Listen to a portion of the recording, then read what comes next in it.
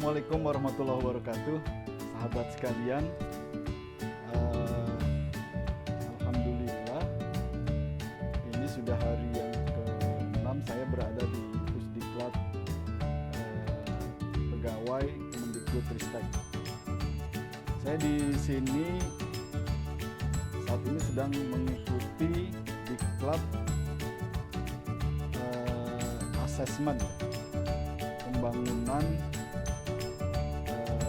reformasi birokrasi dan zona integritas. Jadi nanti kurang lebih diklat ini bertujuan untuk menghasilkan para asesor yang memang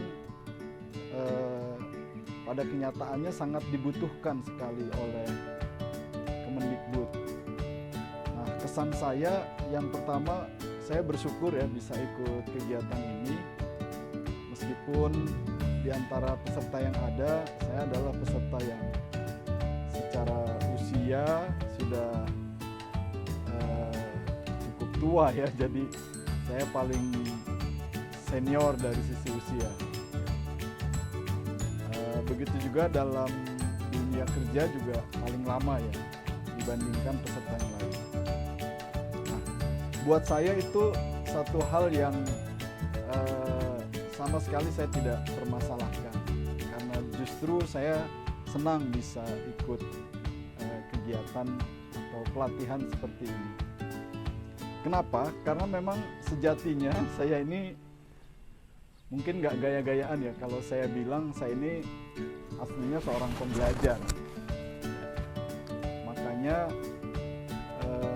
saya tidak pernah berpuas diri untuk menuntut ilmu. Jadi kalau dilihat dari pendidikan saja, ya saya alhamdulillah bisa menuntaskan ya, pendidikan mulai dari strata 1 sampai strata 3. Mudah-mudahan ini bukan karena gaya-gayaan, tetapi memang betul-betul ya saya ingin belajar terus, belajar dan belajar. Nah, begitu juga dengan yang sini. Nah, tapi itu tentang pribadi ya.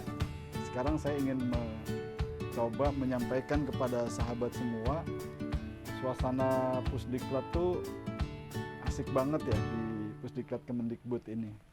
Suasananya asik, sahabat sekalian bisa lihat nih di video saya juga selama saya di beberapa hari di Pusdiklat ini. Saya mencoba untuk mendokumentasikan atau meliputlah semua sarana dan prasarana yang dimiliki oleh Pusdiklat Pegawai Kemendikbudristek.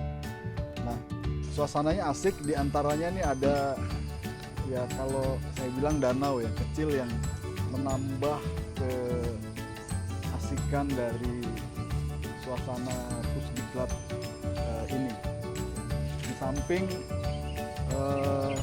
ya suasana yang hijau, nanti teman-teman mungkin bisa melihat juga kontur tanah di sini itu tidak rata, tidak flat, tapi berbukit-bukit. Kita kalau berangkat dari asrama ke ruang kelas gitu, naik turun, pokoknya asik. Nah, berbicara tentang Pusdiklat, saya juga sudah mengalami beberapa tahapan ya di dalam diklat penjenjangan. Jadi sebagai pegawai saya pernah mengikuti diklat penjenjangan struktural ya, struktural untuk calon pejabat eselon 4, waktu itu namanya ADUM. Alhamdulillah saya sudah mengikuti dan kenangannya sangat manis ya. Saya alhamdulillah ketika itu bisa dapat ranking 1. Nah, kemudian di tahun 2019 saya mengikuti kegiatan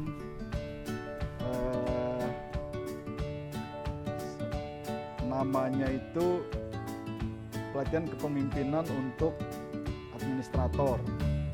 Jadi Diklat PIM 3 ya, untuk pejabat eselon 3. Dan alhamdulillah ketika itu juga saya bisa mendapatkan salah satu posisi di peserta terbaik, yaitu peserta terbaik kedua. Nah, yang terakhir saya mengikuti PKN 2 atau kalau dulu dikenal dengan Diklat PIM 2. PKN 2, pelatihan kepemimpinan nasional tingkat 2, itu untuk calon dan para pejabat eselon 2. Pokoknya asik lah kalau belajar itu. Dan di jenjang fungsional, saya sebagai auditor, saya juga pernah mengikuti diklat penjenjangan mulai dari auditor ahli pertama muda, dan alhamdulillah saya sudah memegang atau lulus diklat penjenjangan auditor ahli madya sekarang ini. Nah, kayak apa sih kalau di Pusdiklat nih? Biasanya paketnya paket lengkap ya. Saya dapat tas kemarin ya. Nah, ada apa aja di tas ini? Paket lengkapnya itu biasanya kalau di Pusdiklat sarana-sarana tuh disediakan semuanya. Nah, ini saya dapat kaos ya. Kaosnya belum saya buka nih. Belum saya pakai. Kaos, kemudian ada modul ya, modul dari pelatihan ini. Alhamdulillah modulnya sangat baik, cetakannya ya, edisinya edisi Lux lah saya bilang sih. Kemudian juga ada buku panduannya ya, menarik pokoknya ya. Kemudian ada alat tulisnya seperti block note ya, untuk catatan, dan alat tulisnya berupa bolpen, serta karena situasinya masih pandemi, peserta itu dapat semacam APD, alat pelindung diri berupa masker dan hand sanitizer. Asik ya diklat di sini ya. Dan sahabat sekalian, tidak hanya ini saja yang diterima oleh para peserta yang sedang mengikuti pelatihan di sini, juga fasilitas yang lainnya ya, ada sarana olahraga, kemudian ada perpustakaan untuk membaca, ruang kelas yang sangat nyaman, kemudian juga alat-alat pembelajaran, LCD dan sound system, semua itu alhamdulillah sudah lengkap di sini. Dan ini bisa dibilang one stop service ya, di Pusdiklat pegawai Kemendikbudristek ini, semuanya ada. Jadi buat teman-teman yang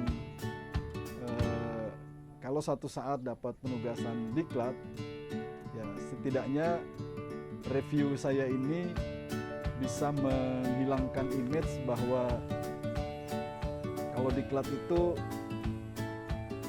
identik dengan keterbatasan sarana, kamar mandi susah, kamar tidurnya gerah, kemudian ruang kelasnya tidak nyaman. Nah, itu bisa dihilangkan image itu kalau kita pelatihan di sini.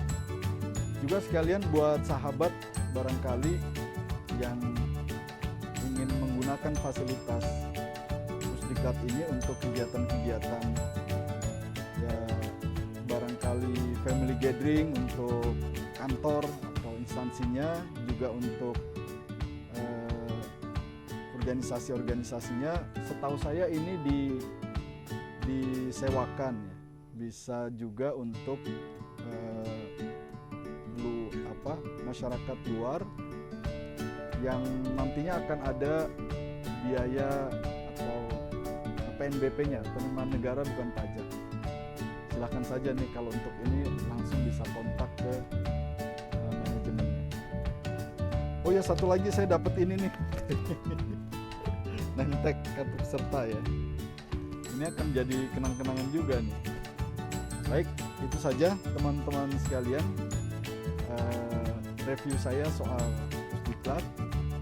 Mudah-mudahan bermanfaat ya buat teman-teman di Kemendikbudristek, juga buat